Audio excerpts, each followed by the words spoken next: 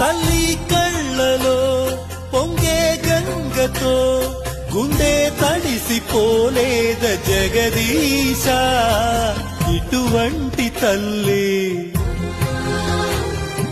నీకుంటే ఈశా, తెలిసేది నీకు ఈ తల్లి ఘోష, నీ కన్ను అది చూడదా, ఈ కంటి తడియారదా.